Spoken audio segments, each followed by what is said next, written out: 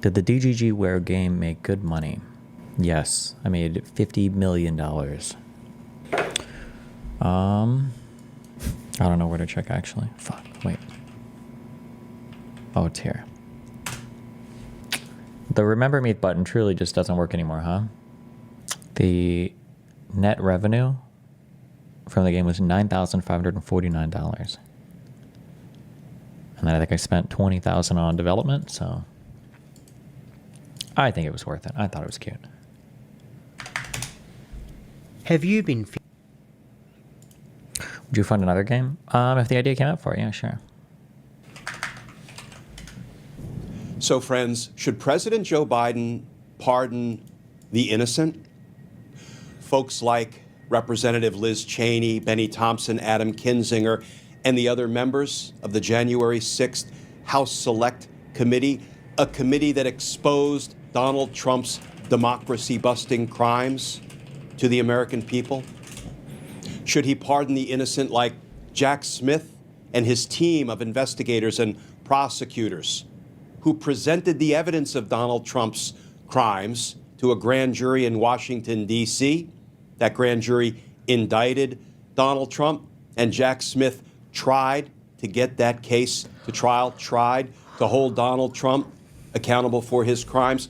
Should Joe Biden pardon the innocent? Let's talk about that, because justice matters.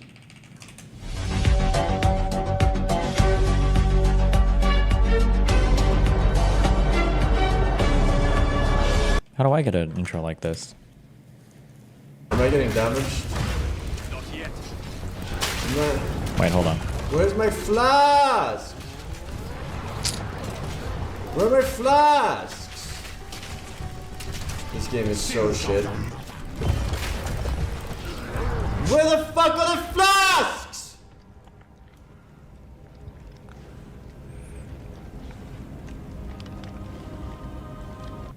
What, did he just run out? There is a new president of the European Council, one of the most powerful institutions of the European Union. This position is not elected directly by the citizens of Europe. Instead, the president of the European Council is chosen behind closed doors by the 27 heads of states of EU countries. This means no public debating, no campaign, and no voting by the people. The president of the European Council has a lot of power, but ordinary Europeans has zero say in who gets this role. The decision Well, that's... If it's heads of states that are choosing, that's not really true to say that they have no choice, but okay. decision is made in private meetings between national leaders, leaving the public completely out of the process, which I think is completely undemocratic. For the next 5 years, the person that have been chosen for this role is Antonio Costa. But what he will actually do? Well, his main job is to chair meetings of the European Council with the 27 heads of states of the EU. In these meetings, big decisions for EU future are made, like how to handle global crises, the economy, or tackle climate change. Antonio Costa will set the agenda of these meetings, giving him a huge influence over Europe's priorities. The European Union is a big advocate for democracy, but its most important positions, they are not very democratically elected. Why do you think this is happening? Let me know in the comments below. We're just like straight posting Russian propaganda on main now? Is that what we're doing? Okay.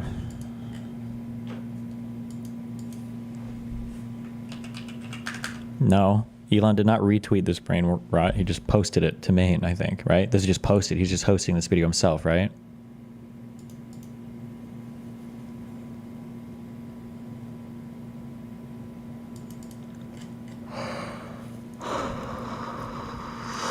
It's a repost? How can you tell the difference between a repost and a retweet?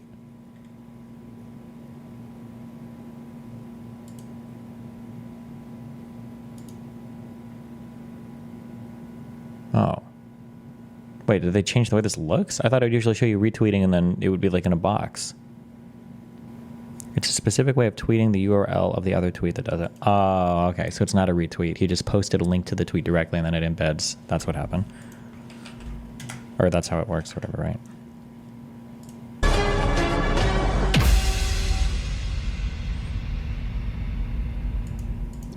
Hey all, Glenn Kirshner here.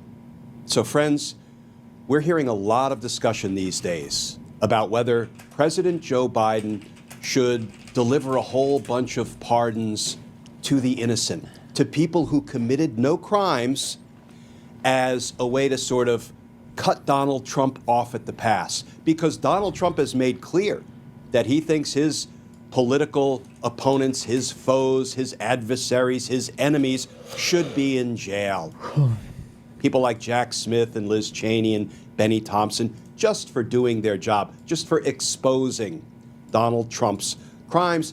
And Donald Trump seems intent on corrupting and weaponizing the DOJ and the FBI to try to use the criminal justice system to go after his enemies with ginned up cases. If no crime exists, there will be no legitimate evidence to support a prosecution of those people. But Donald Trump seems intent on telling his officials to bring vindictive prosecutions against my enemies. So, because there's been a lot of discussion about whether Joe Biden should pardon the innocent, sometimes these are called blanket pardons, prophylactic pardons, safe harbor pardons, giving these people some safe harbor against Donald Trump's coming abuse and lawlessness. I wanted to take on my view, my position, and share it with you. I previewed it in yesterday's video when we were talking about Liz Cheney's response to Donald Trump's claim that Liz Cheney needs to be in jail. And she stood up to him and called him out and shot him down. But as we discussed yesterday, there's been a good bit of reporting on how the Biden administration is considering pardoning the innocent, including this passage from the New York Times.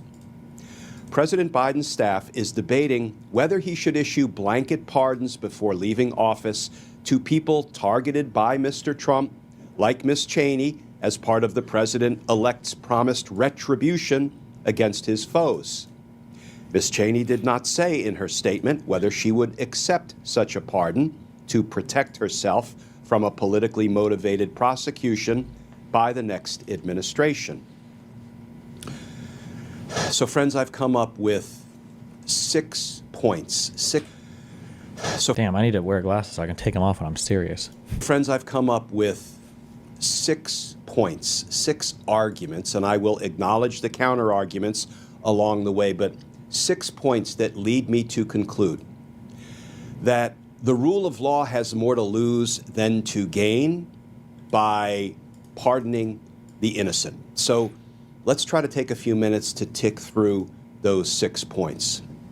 1, the members of the January 6th committee and Jack Smith and his team and other Donald Trump enemies committed no crimes. Pardons are designed to excuse people who did commit crimes, give them clemency, right? Allow them to not be held accountable for those crimes. That's what a pardon is intended to do.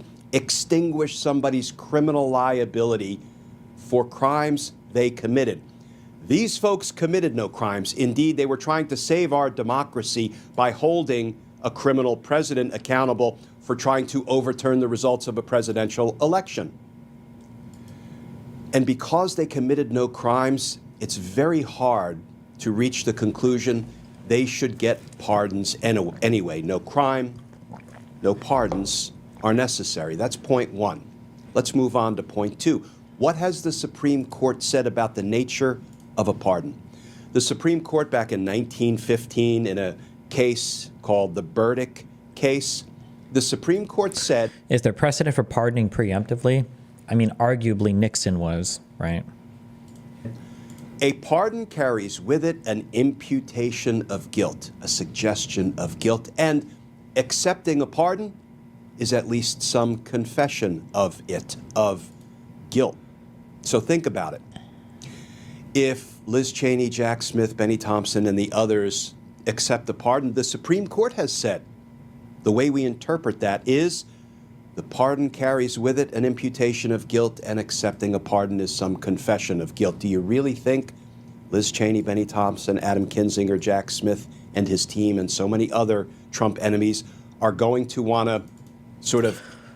Thank you. Sorry, people keep linking this video, the Legal Eagle video, while I'm like clearly in the middle of watching this one, but that's okay. Surprise! Where I think we can just try to do like both at the same time. I think if that's apparently what you want. Here you go, Hamster Hawk.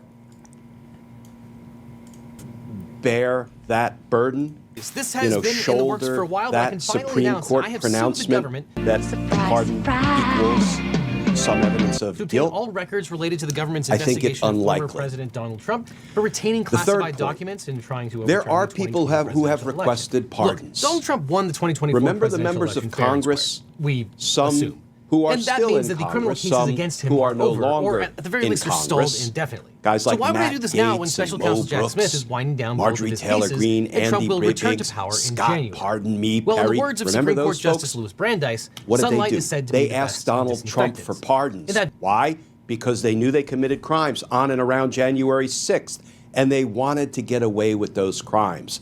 And I, for one, and many others have been saying ever since, that's a confession of guilt.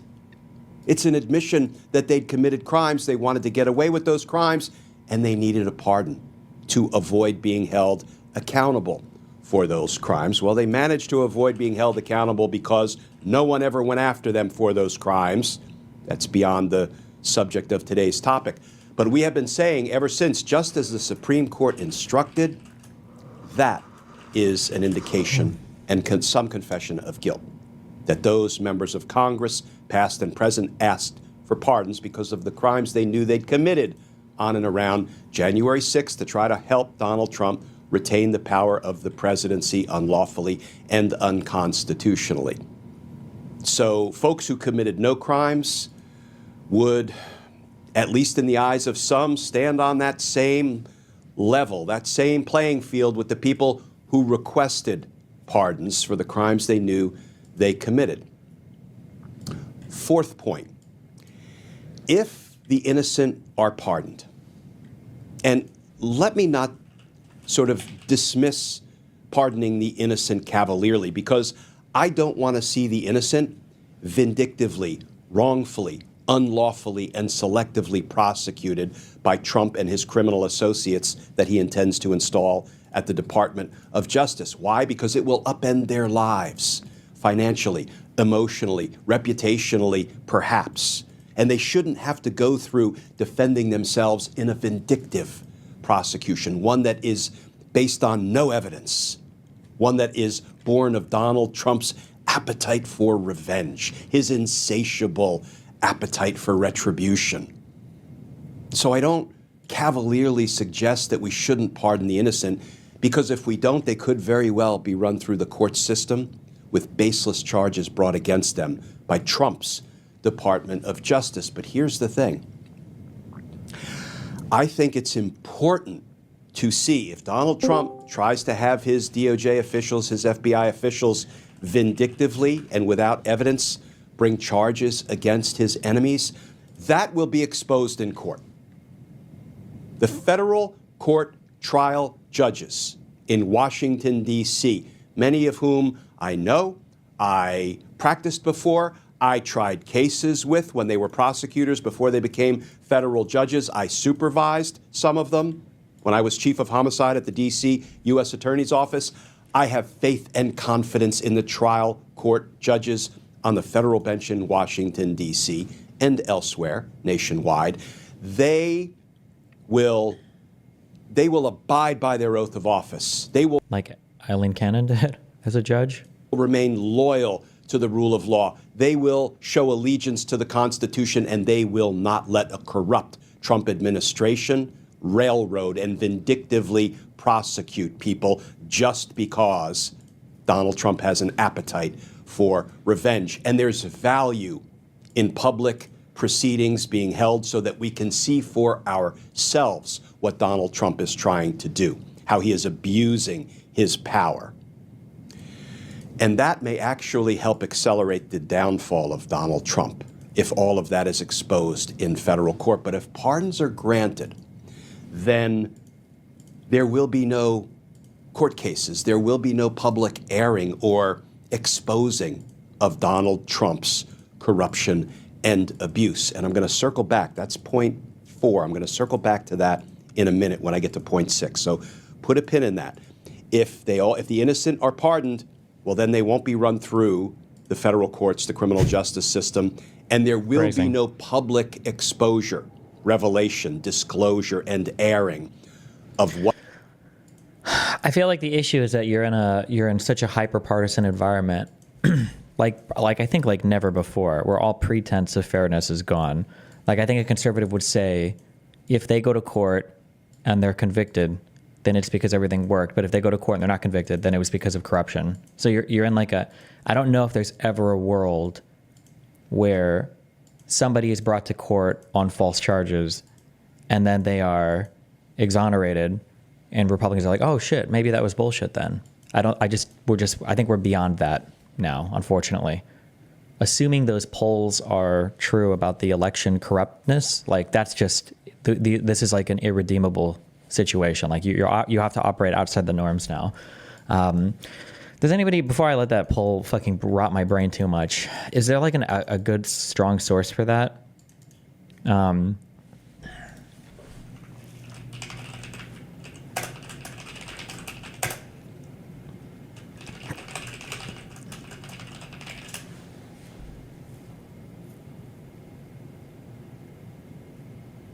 It was 2 tweets that was quoting some other poll about who believed that the election was like fair or whatever. And Republicans went from 20% in 2020 to like 90% in 2024.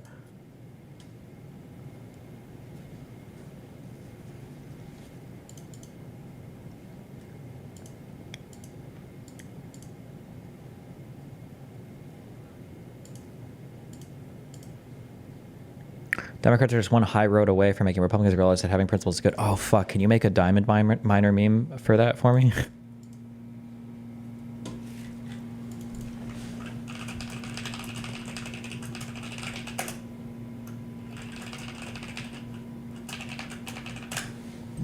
I think it's been made. Oh.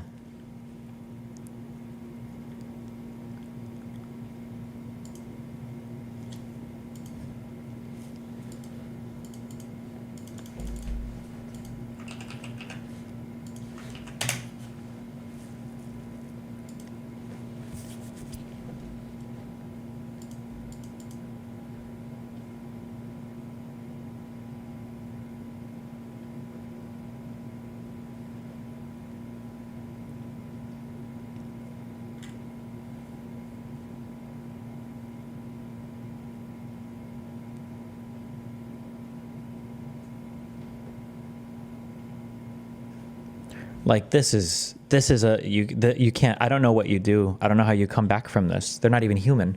Like in 2020, Democrats, 94% of them said that the election was well run and administered well, and then that fell from 94 to 84 in 2024. Which, by the way, I think could have even fallen further because they literally did try to rig 2020 with the electors. So they like, the funny thing is, the Republicans actually did try to rig the 2020 elections, as hilarious as that is. In 2020, Republicans, 79% of them believed that the elections were not well run and administered. 79%.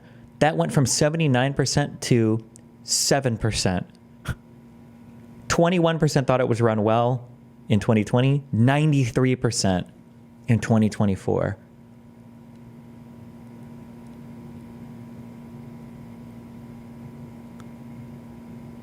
That this is not the same. Both sides are not the same on this.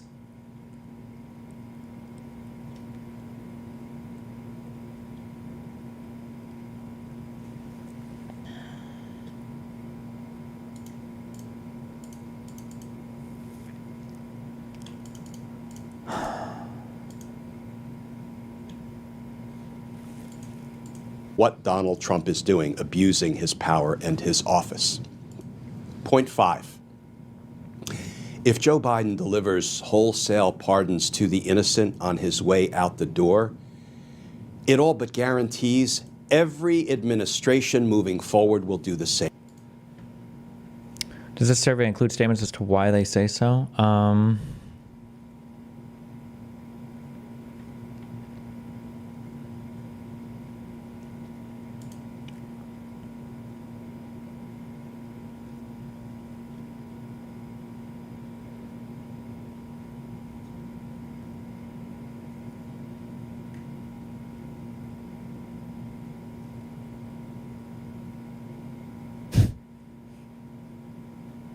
So crazy.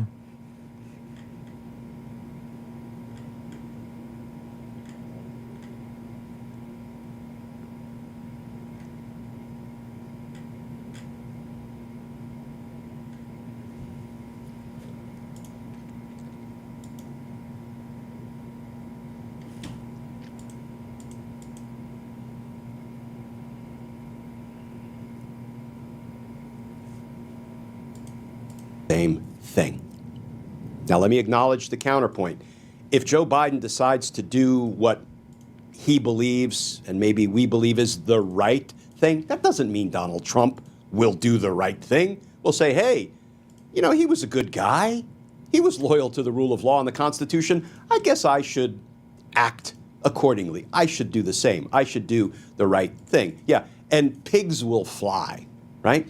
So I'm not pretending that if Joe Biden does the right thing, it will inspire Donald Trump and his criminal associates and his cabal, his flunkies, his lackeys, his lapdogs, his sycophants to do the right thing. No, no, no. But if Joe Biden delivers wholesale pardons to the innocent on his way out of the door, out of the presidency, you can bet that the next administration, Trump, will do the same thing. He'll just pardon everybody on his way out the door.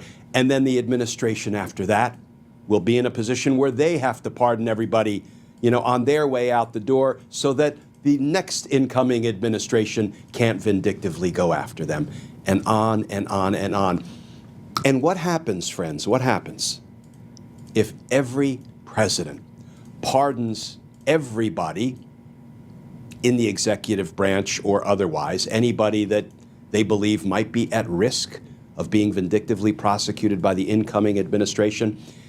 If everybody in government knows that on After everything that has happened, is Trump doing the martial law dictator meme still far-stretched? You mean far-fetched? I'm trying to think of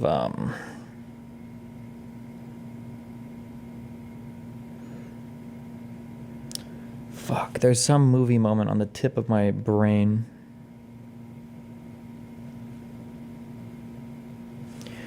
Oh, I can't think of it. It's something like the hero is talking to like the sage or something, and he's saying that the hero's asking like, oh, like, does that mean that when this happens, like, we're all gonna have to do something? And then the wise sage guy is like, what I'm saying is that when this happens, you won't have to, or something.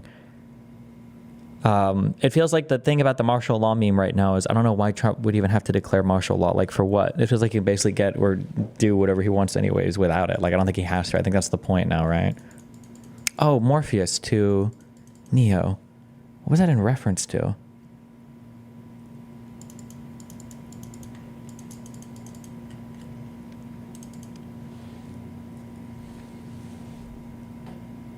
Something about stopping bullets and you won't have to? Maybe dodging bullets. Yeah, I don't know. their last day in government, they've got a presidential pardon coming their way. Well, that's a recipe for lawlessness.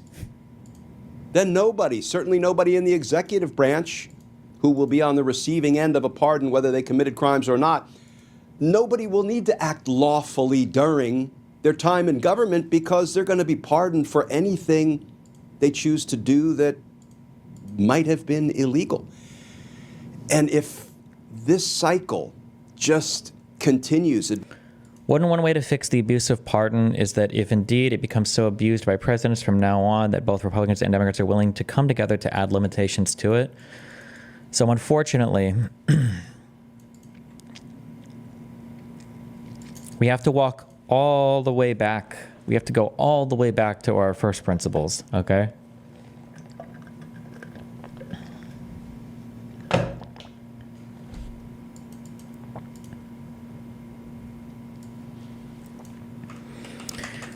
when you live in the neighborhood with the 10 people and you don't want to, like, in a very short-sighted way, stealing all the TVs might be nice, or stealing everything from your neighbors might be nice, but then you realize that everybody's going to be at home waiting for their shit to get stolen, and like nobody can go work, nobody can do anything, and it just kind of sucks.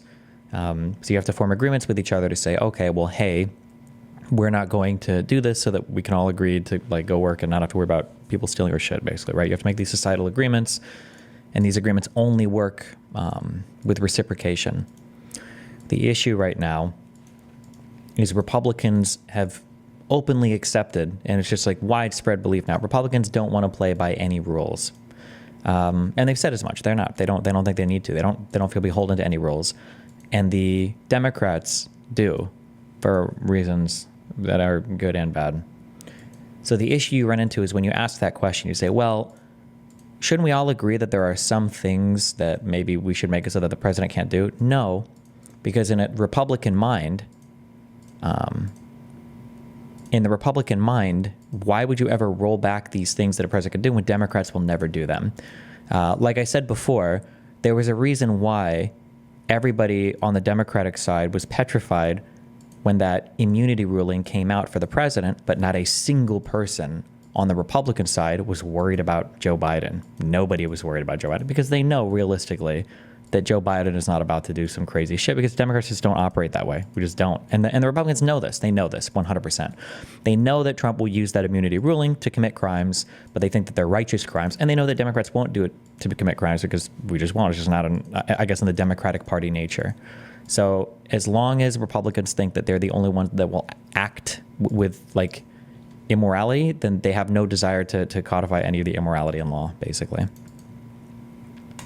Administration after administration, it's a recipe for lawlessness, certainly in the executive branch and perhaps in government writ large. It's another good reason not to pardon the innocent and set that atmospheric precedent. 6. And this is the one, friends, that I haven't heard many folks mention. Maybe I've missed it. I'm not saying it hasn't been discussed or debated, but this is perhaps the most consequential one, but not necessarily the most intuitive point against pardoning the innocent. Remember back at point number 4, I said put a pin in the fact that if all of these innocent people are pardoned, then there will be no court hearings. Nothing will be exposed. Donald Trump's abuse and corruption and criminality, wanting to use the system to go after his opponents, his political enemies. None of it will be exposed to public view in the courts, in the federal courts. And I think it needs to be if Donald Trump chooses to go the vindictive prosecution route. But if there are pardons of the innocent, no court cases, no exposing any of it to public view, what will Donald Trump be left to do? He will still have a power, even if he can't use the criminal justice system to vindictively attack his opponents because they have pardons. He'll still have the power to attack them. You know how? Isn't this wrong? Didn't they say you give your Fifth Amendment rights if you get pardoned? I don't actually know. I messaged Pisco on this. I feel like that can't be the case. I feel like that it just can't be that simple, because I feel like I would just bring in somebody and either pardon them or agree that I won't prosecute them on something, and then they would have to answer basically any question that I want them to. But I feel like that it can't be that simple. That just feels like such an obvious loophole. I don't know.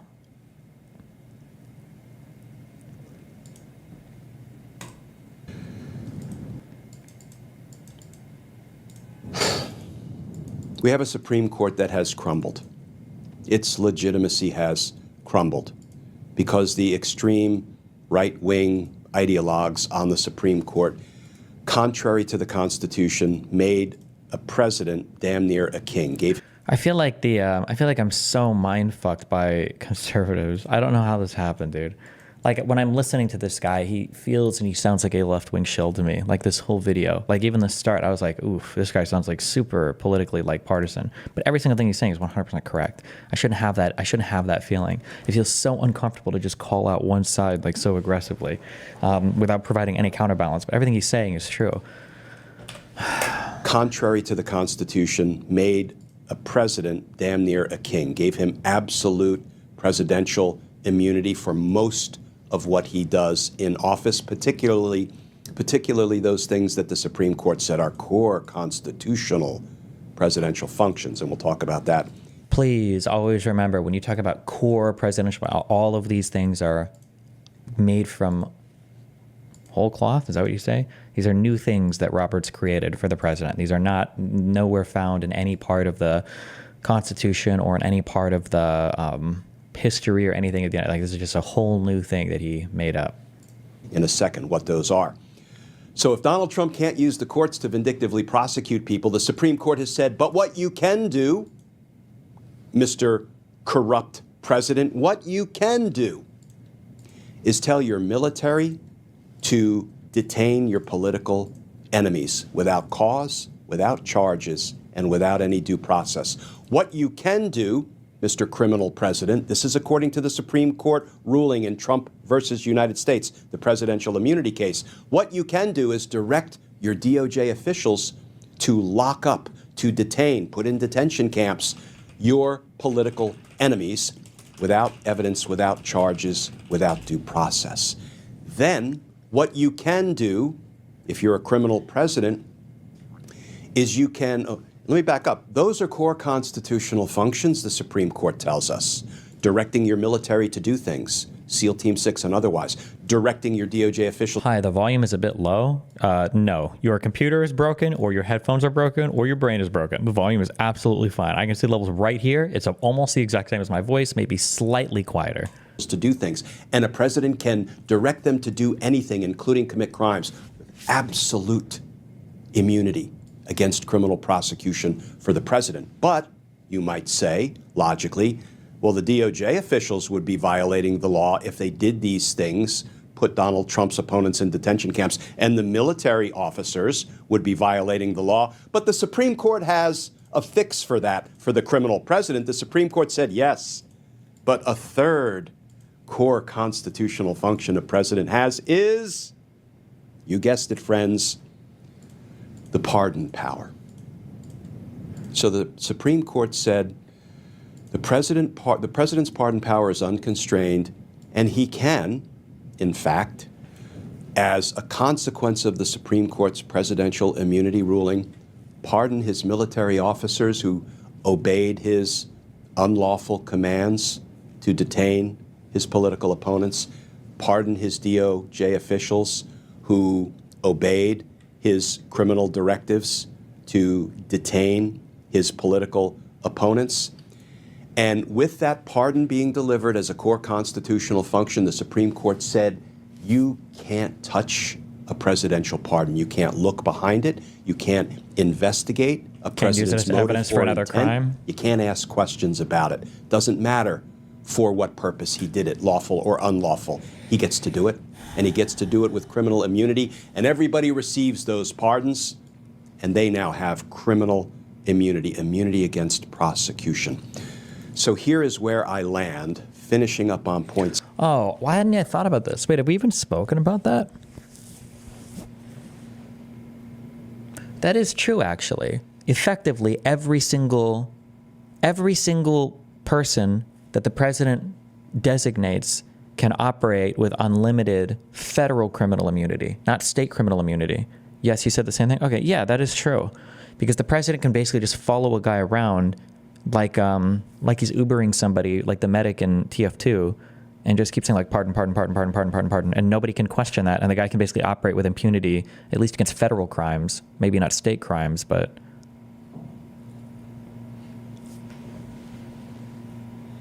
Six, friends, and this is dark, but unfortunately, it's a consequence of what a Supreme Court in shambles, in rubble, has bestowed upon U.S. presidents, the power of lawlessness, a quasi-royal power that the Constitution never What a horrible time to start reading Supreme Court decisions. bestowed upon a president. So what the Supreme Court did, before I finish the final thought, is they ruled the Constitution is unconstitutional because the Constitution does not provide that a president is immune from prosecution. Indeed, in at least two places, as I've discussed in other videos, the Constitution provides the exact opposite, the take care to faithfully execute the laws of the nation clause and the impeachment judgment clause, which says a president can be prosecuted. Anybody can be prosecuted, even if they are impeached in the House and convicted in a Senate trial on those articles of impeachment. A president can still be criminally prosecuted for the exact same conduct for which he was impeached and removed.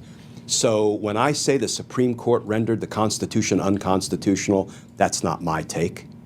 That is something that one of our nation's preeminent constitutional scholars, Professor Akil Reed Amar, wrote in a piece for The Atlantic, that with their presidential immunity ruling, the Supreme Court has ruled the Constitution unconstitutional. Guess what? They don't get to do that. They don't have that power or that authority or that ability under our nation's constitutional construct. We're going to have to deal with that in the future. So if Donald Trump can't use the courts because Joe Biden has pardoned the innocents, what he can do, according to a Supreme Court opinion in Trump versus the United States, is he can have his military and his DOJ lock people up without charges, without cause, and without due process, and then he can pardon them all because the Supreme Court said he can do it and no questions can be asked. I don't want Donald Trump to be pushed to that final solution, that final position, as we just discussed in point 6, using the power of lawlessness. I would far rather see him try to bring vindictive prosecutions, baseless prosecutions, prosecutions for which there have been no... But they've already done that, right? And the American public already believes it, right? Like, what percentage, is there like Pew polling on what percentage of the American public believes in like the Biden crime family, or that the big guy was Joe Biden and he was getting a 10% cut from business? Joe Biden is like the only motherfucker in the entire United States who's not like in a fucking photograph with Epstein, but somehow he's like the #1 criminal. Oh. Crimes committed by the American heroes that are Liz Cheney. Bro, I'm half expecting a fucking photo of me and Epstein to show up. Jesus Christ. I feel like this motherfucker knows everybody. There's like 7 photos, I think, right, of him and Trump together, of him and fucking Elon together. How the fuck is...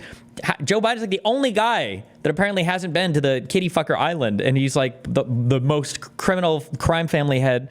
Jesus. Bennie Thompson, Adam Kinzinger, and the other members of the January 6th House Select Committee, and the heroes that are Jack Smith and his prosecutors. Let Donald Trump try to bring vindictive prosecutions in the courts, because he will be smacked down by the federal trial court judges.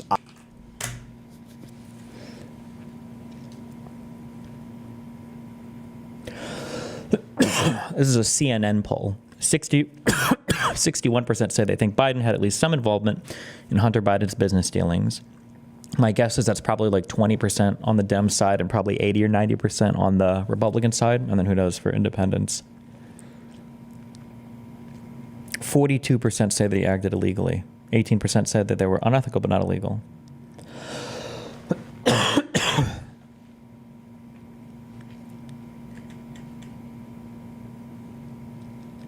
I predict and I expect, and that will expose what Donald Trump is trying to do, abuse his power and his authority, and that may hasten Donald Trump's demise, his political demise.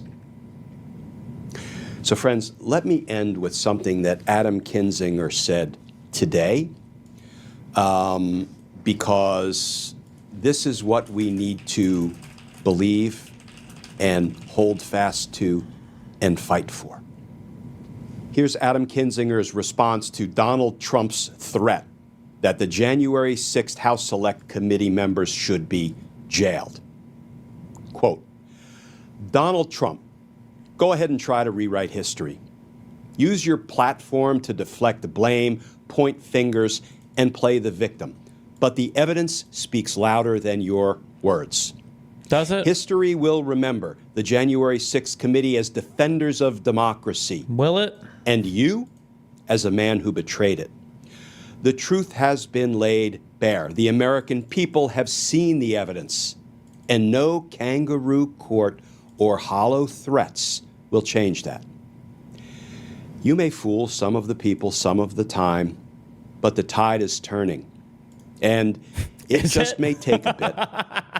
I'm confident the name Trump will be a stain on our history, and my son will be proud of what I did. So bring it on. We aren't afraid of the truth, but I suspect you are. Friends, this is not an easy call, and there are compelling arguments on both sides of the safe harbor pardon issue, but as I said, I think the rule of law has more to lose than to gain by beginning the practice of pardoning the innocent. Because justice matters. Friends, as always, please stay safe. Please stay tuned. And I look forward to talking with you all again tomorrow.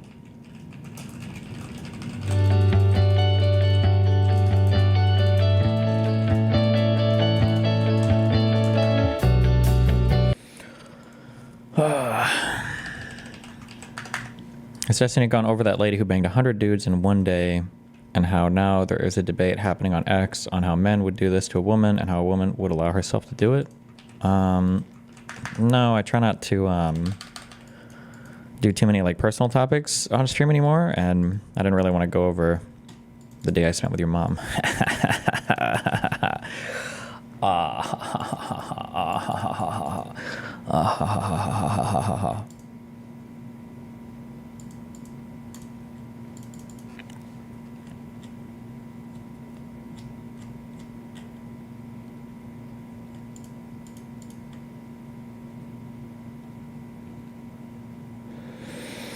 Are you still having problems with your camera recording, or did you figure that out?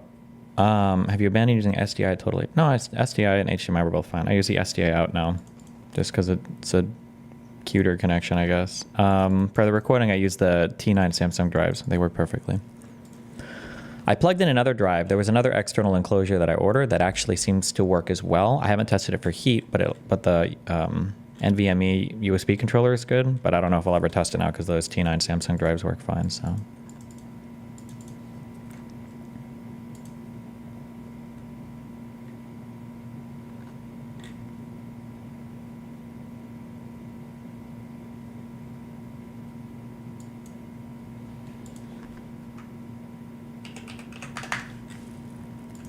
I think we watched this already. For own purposes, we should fire all of the people. I mean, I think Trump is going to run again in 2024. I think he'll probably win again in 2024, and he'll win by a margin such that he will be the president of the United States in January of 2025.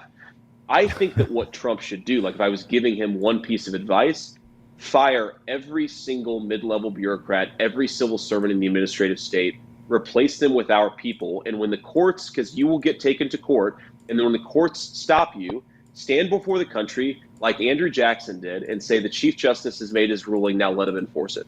Because this is, I think, a constitutional level crisis. If we continue to let bureaucrats control the entire country, even when Republicans win elections, then we've lost. We've just permanently lost. We've permanently given up. And so that's sort of how I think about this. Is that, okay, so you do that, and then what do you do at the Department of Education? Well, you do what Viktor Orban has done in Hungary, which is basically say, you're not allowed to teach critical race theory anymore. You're not allowed to teach critical gender theory anymore. You're not allowed to teach your doctors that they should experiment on 10-year-old children with hormonal therapy. You're not allowed to do those things and get $1 of federal money or $1 of state money. And that funding will dry up very quickly. And then, you actually just, I think, go down American institutions and make it possible for conservatives to actually govern and succeed in these institutions in a way where they're currently cut out. That's basically my strategy, is like deinstitutionalize the left, reinstitutionalize the right. It is very hard. It will require men and women of incredible courage, but I don't see another way out. I mean, I really can't get over how crazy things have gotten. And if you're not recognizing in this moment how crazy things have gotten and how outside the box we need to think, then I think you're ultimately not really serious about taking back the country.